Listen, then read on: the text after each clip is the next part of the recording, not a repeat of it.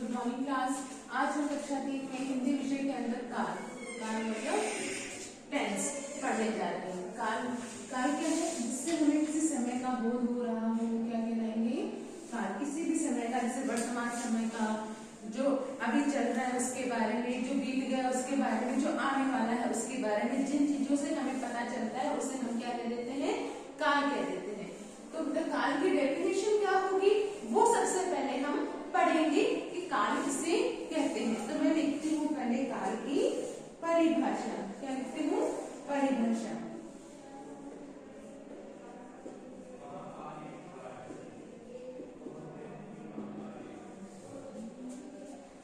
क्रिया जो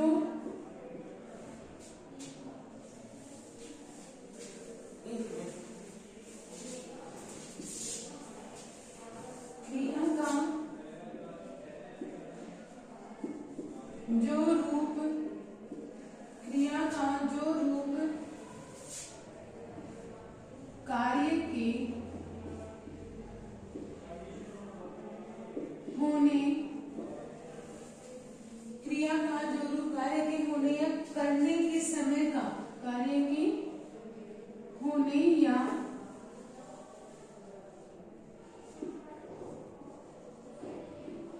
करने के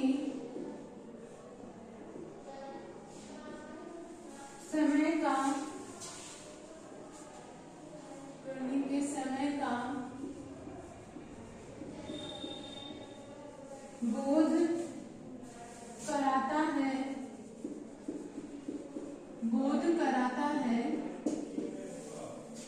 वह काल कहलाता है। वह काल कहलाता है। एक बार हम क्या पढ़ेंगे? इसकी डेफिनेशन को क्लियर कर लेते हैं कि क्रिया का जो रूप कार्य के होने या करने में जो समय लग रहा है, कि आज का समय लगेगा या कल का समय लगेगा या आने वाले कल का समय लगेगा, तो जो समय का जो बोध कराता है, बोध कराना मतलब पता, जिसके माध्यम से हमें किसी कार्य के पूर्ण होने का बोध होता है, उससे उसमें जो समय लगता है उसको हम क्या कह देंगे बेटा? काल कह देंगे। क्या कह देंगे?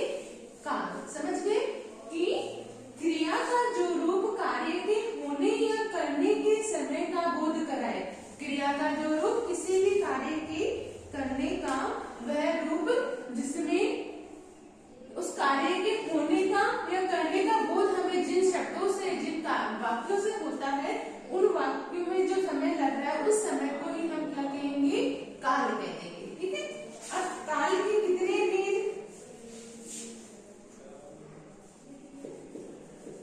काल के भेद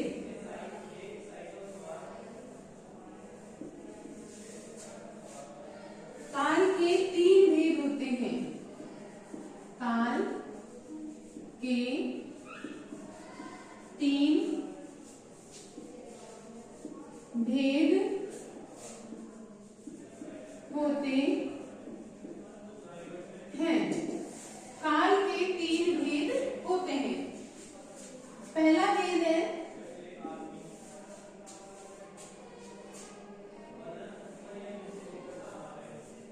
भूतकाल, दूसरा भेद है वर्तमान काल,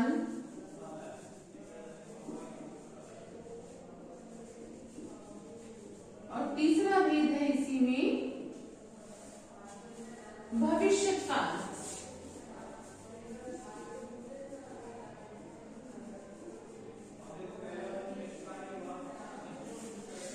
भविष्यत काल।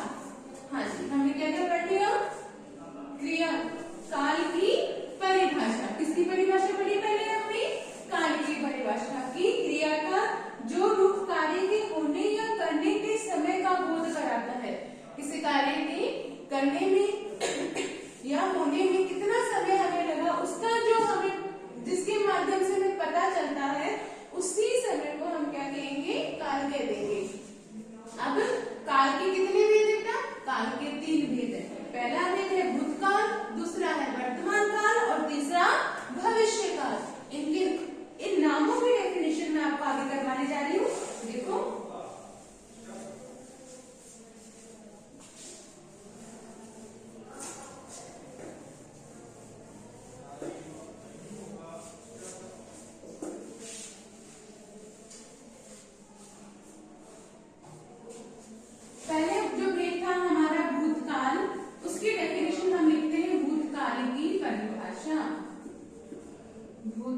की परिभाषा। भूतकाल किसे कहते हैं? जैसे क्या है, क्रिया के जिस रूप से क्रिया के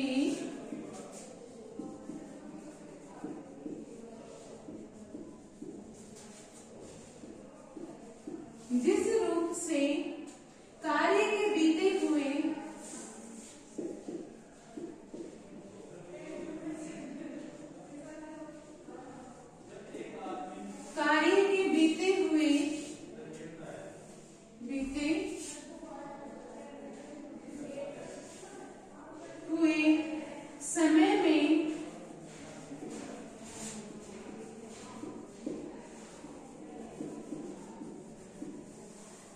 समय में होने का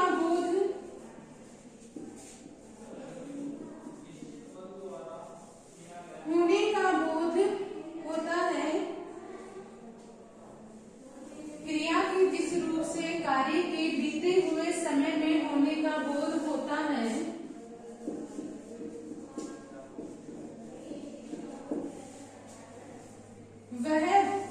वहां भूतकाल होता है। वहां भूतकाल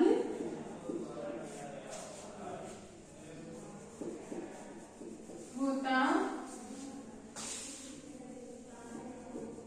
है। जैसे मैं यहाँ लिखती हूँ उदाहरण इसका। जैसे रवि घर जा रहा था। रवि घर जा रहा था। एक और लिखती हूँ यहाँ पे मैं उदाहरण इसी का।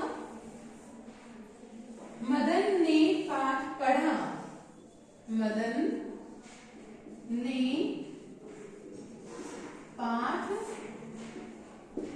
पढ़ा। अब दोनों ही उदाहरण को मैं स्पष्ट कर देती हूँ एक बार डेफिनेशन के साथ।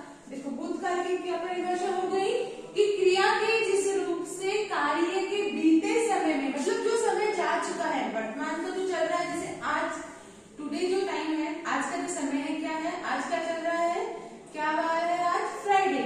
तो जो बीत गया वो कौन सा, गुरुवार। तो जो बीते हुए समय में होने का बोध कराता है वहां भूतकाल होता है। जो समय बीत गया, जो चला गया, जो समय, जो दिन चला गया, उसके बारे में जिसके माध्यम से हमें पता चला, वो हो गया भूतकाल। जैसे रवि घर जा रहा था।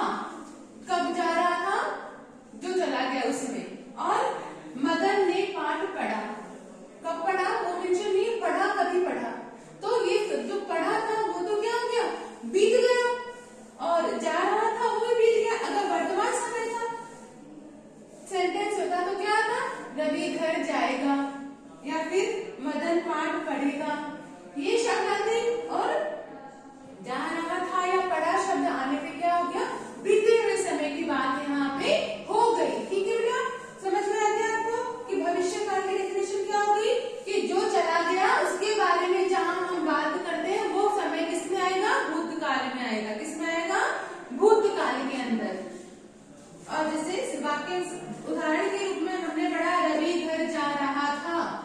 कल घर जा रहा था रवि, आज नहीं ना परसों जाएगा। क्या वाक्य आया, जा रहा था। और मदन ने पाठ पढ़ा। ठीक है, इन वाक्य से ये स्पष्ट हो गया कि ये जो क्रिया इसमें हो रही है ये कौन से काल में हुई, भूतकाल में हो गई, जो पिछले बीत गया। ठीक है, अब आगे इसका दूसरा उदाहरण, दूसरा भेद हमने लिया था काल में, कौन सा, वर्तमान काल। कौन सा लिया था, वर्तमान काल। वर्तमान काल का अर्थ होता है प्रेजेंट टाइम में। जो समय अभी जिस वक्त हम जिस चीज के बारे में बात कर रहे हैं वही जिस समय में बात कर रहे हैं वही वर्तमान काल है। तो वर्तमान काल की परिभाषा में लिखती हूँ। देखो, दूसरा हमारा इसका भेद है वर्तमान काल। वर्तमान काल की परिभाषा क्या होगी, क्रिया के जिस रूप से कार्य का चल रहे, क्रिया के जिस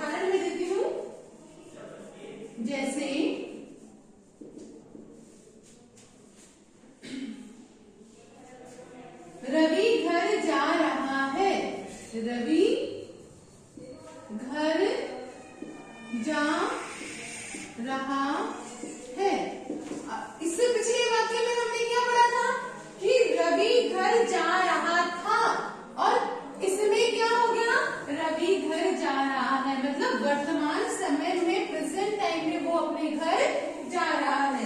दूसरा ही हमने इसी का उदाहरण ले लेते, मदन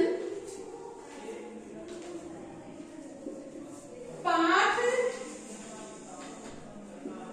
पढ़ रहा है। मदन पाठ पढ़ रहा है। दोनों में क्या हो गई, दोनों में कौन सी क्रिया हो गई, रहा है ना। तो दोनों ही अपना कार्य किस समय में कर रहे हैं, वर्तमान समय में कर रहे हैं। तो दोनों वाक्य से हमें क्या पता चल रहा है कि अभी प्रेजेंट टाइम में ये दोनों यह कार्य कर रहे हैं। रवि तो जा रहा है अपने घर और मदन अपना पाठ पढ़ रहा है। तो कौन सी क्रिया हो गई, कौन से काल की क्रिया हुई इसमें, वर्तमान काल की क्रिया इसमें हो गई। ठीक है, अब नेक्स्ट हमारा अंतिम जो इस काल का भेद है वो क्या होगा, भविष्य काल। तो हमने क्या पढ़ लिया अब तक, एक तो बीते हुए समय के बारे में हमने जान लिया जिसको हम क्या कहते हैं, भूतकाल, और एक जो चल रहा है उसके बारे में हमने पढ़ लिया, उसको हम क्या कहेंगे, वर्तमान काल। अब अंतिम जो हमारा काल का भेद था, भविष्य काल, जिसके बारे में, इसको हम क्या, कौन से समय के बारे में पढ़ेंगे, इसमें आने वाले समय के बारे में। तो मैं यहाँ भविष्य काल की परिभाषा लिखती हूँ।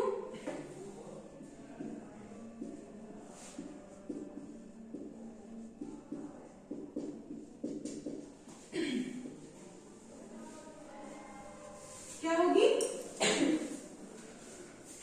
क्रिया के जिस रूप से, क्रिया के जिस रूप से आने वाले, क्रिया के जिस रूप से कार्य का, जिस रूप से कार्य का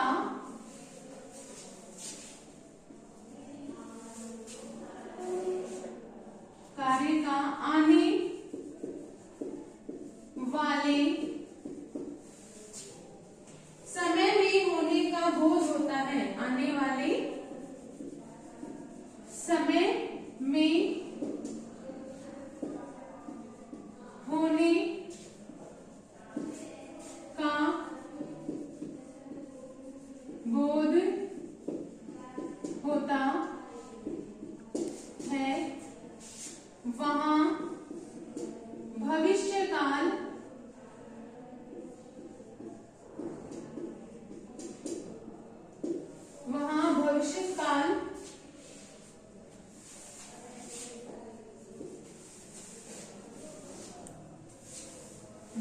काल होता है।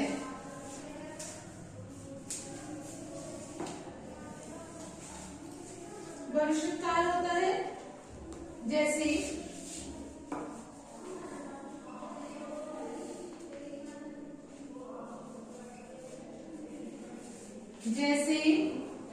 रवि